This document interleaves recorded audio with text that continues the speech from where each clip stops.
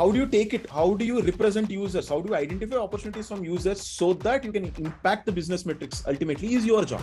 How can I make sure people can take some action? How can I make sure there can be a trigger? How can I make sure that people are getting variable rewards? How can I go and make sure that people are putting investment of time or money or whatever other types of investment? Impacting any of these things is going to impact your business. Sometimes the business just wants to focus on increasing the DAUs. Sometimes the business just wants to focus on retention. Ultimately, that will lead to better conversions. That is fine. But all the metrics need not be only conversion. That is also one of the mistakes which I've been seeing. There's some people who wrote 10 metrics. This also, everything I'll impact. I'll be the only product manager in my entire company. Nobody else needs to work here.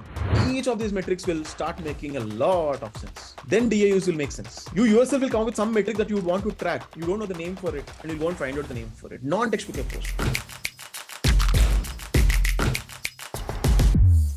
Each of these metrics will start making a lot of sense. Then DAUs will make sense. Then average transaction value makes sense. You yourself will come up with some metric that you would want to track. You don't know the name for it and you won't find out the name for it. Non-textbook approach totally works. You also don't know all the business metrics. When the situation comes, I learn about them. That is how it is. So all of you, please start having these conversations. You need to understand that we are impacting businesses. I can't just become a product designer, UX designer just by thinking that I learn all the UX processes and apply them randomly because a textbook or a workbook is saying so, and I'll showcase in my project. Yes, Deepak. Yeah, go ahead. Ask your question. Yeah. So basically, while developing my problem statement, I was very confused because for me, I was not able to understand whom should I bring first, whether my users are important or whether should I consider my business, because there are many of the metrics which can actually coincide with the user's expectation as well. So I hope you got my point, right? Yes. Yeah. Defining the problem statement, take it business side, because the business is the one who gives you the problem statement. Okay. You do not have a solution in your problem statement, right? No, not yet. But there's nothing. But as a user experience, I think I have to solve the users, like Correct, I have to solve. Yeah. You need to focus on solving users' problems. That you'll anyway do. But when you're working in a real company, the business is the one who will come and tell you, hey, you know what, let's work on this. This card is ideally a discussion which comes after a discussion with your product manager. So the product manager is going to talk business. Hey, you know what, we need to go and increase the conversion in this flow. What shall we do? Okay. Right? Or the product manager will have this in their back of their mind. Hey, you know what? Let's actually go and increase the average cart value. They'll have this in their mind and they'll come to you and say, hey, you know what? Let's go and build something like a recommendation platform. When they're buying some products, let's also recommend other products. You buy a shampoo, I'll also recommend a soap. Okay. They'll come up with this idea, right? Okay. Why? Because they have a business metric in the back of their mind. So what will you do in both cases, right? I've given both exploratory and evaluative. Both problem statements I've given just now. A product manager can say, hey, you know what, this flow is suffering a lot of drop-offs. We should do something with it. We need to increase the drop-offs. Or, hey, you know what, probably we should build recommendations. This is exploratory. This is evaluative. Okay? Okay. Now, that is how the business manager will come and talk to you. Correct? How do you take it? How do you represent users? How do you identify opportunities from users so that you can impact the business metrics? Ultimately is your job. Therefore, we are not focusing a lot on the problem, it in the problem statement. I've written that in any way in the expectations, delivery and all that, right? Those two sections, which you are not editing anyway, but that is what you are expected to do. But you don't have to take a completely user-centric approach in your problem statement itself, because ultimately we have to impact the business. And then you can ask, hey, what if there are some things which are subjective and which won't impact the business, right? Is there like a scenario when you have to drop the user-centric idea as well? No, you shouldn't. You shouldn't. But that you will bring when you're doing the project, not we're building the problem statement. Okay. Because you're not building ideas here. We're just expressing that there is a flow. There needs to be a business metric which needs to be impacted. I assume that if we work on these users, we can impact this business metric. So therefore, let's go and work on and make this existing flow better. That's what we are saying, right? You're making it better for whom? For users only, no? Yes. Why are you making it better? Because ultimately you want to impact the business. This bias comes only if you already have this in your mind that, you know what, for users, I would have gone and improved this flow, but because it is business, I will go and improve that flow. For users, I think I need to keep selling more free courses, but because my business is there, I need to go and sell more paid courses. This is what your problem is right now. Got your point, guys. Whether it is free courses, whether it is paid courses, all of it should impact business. Yeah. People are giving free courses. No, why? Ultimately, it impacts business. They're not doing philanthropy work there. Anudeep, which metrics is targeted when you do a free course or something? Be straightforward. You get more users. Oh. Now you have a bigger ground to sell. The workshop is there. Why is it being sold for 500 rupees? More people can buy. Or retention also. Correct. But yeah, it's usually user acquisition is the term which we use. Daily active users is what will get impacted because of user acquisition. You acquire users first. You get their email ID. You get them into your system. Now you can do whatever you want to convert them into your whatever other products. Right? That's why people give free stuff. Yeah, they keep saying no. If you don't buy the product, you are the product. They say no. This is the point. So in this manner, everything has a business impact. Nobody would do, no, because I'm a UX designer, I'm supposed to guard my company to give free courses because people need free courses. No.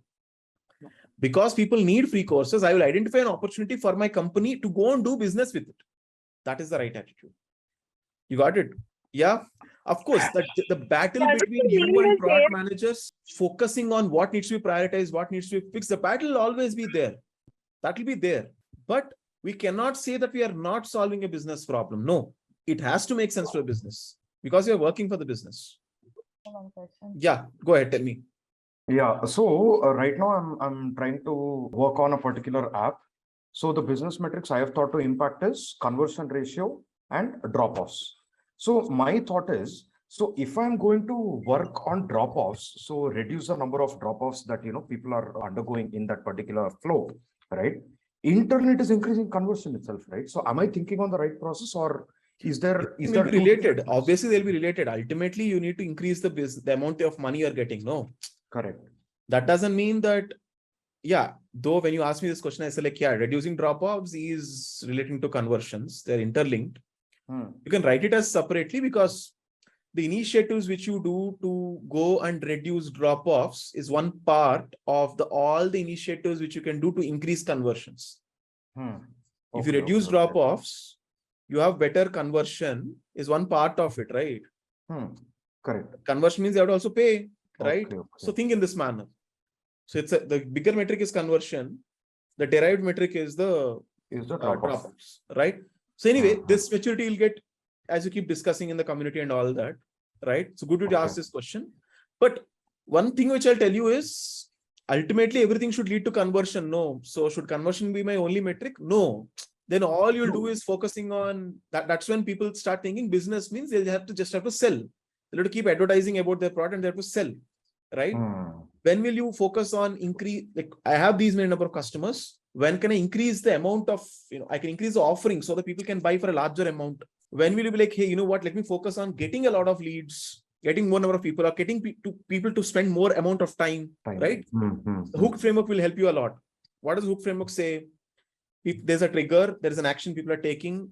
From the action, there is a variable reward, and variable reward because of it, there is an investment, right? Think about all these peers. How can I make sure people can take some action? How can I make sure there can be a trigger?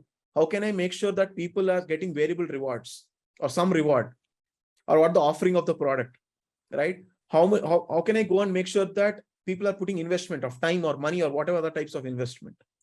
Impacting any of these things is going to impact your business. Impact the business, correct. Right? Because the business literally looks at like sometimes the business just wants to focus on increasing the DAUs. Sometimes the business just wants to focus on retention. Ultimately, that will lead to better conversions. That is fine. But all the metrics need not be only conversion. That is also one of the mistakes which I've been seeing. There's some people who wrote 10 metrics. Okay. Like this also, everything I'll impact. I'll be the only product manager in my entire company. Nobody else needs to work here. Anudeep, I did not understand Ajitesh's question. Who is this? Nanda.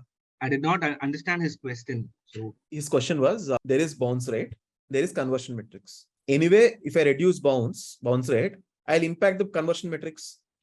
What is bounce? If there are 100 people who landed on the landing page. On the home screen, yeah. Okay. Only 50 people clicked on buy now. only 30 people actually went to the payment method. Only 10 people actually finished their payment. Correct? This will not happens. You get this, Nanda?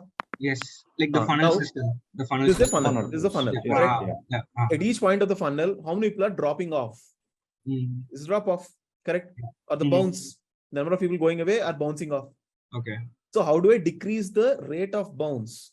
Okay. If you decrease the rate of bounce, that means 5% people are bouncing out of every stage. If I keep decreasing that, in the end, you will convert more people. Mm-hmm. Correct? So Mhm. bounce rate is impacting conversion rate. So can I directly write conversion? Oh, okay. I said bounce rate is one way of increasing your conversions. Think of other ways of increasing your conversions as well. You got it? Yeah?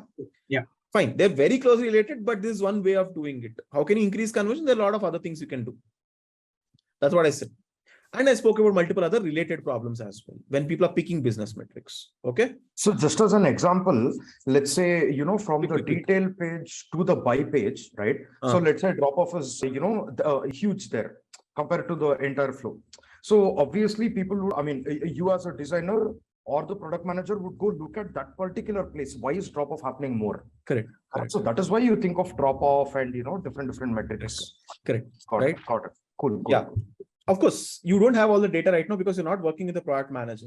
Therefore, I am also not saying go and get these numbers, go and get the drop off, go and get the DAUs and then impact them. No.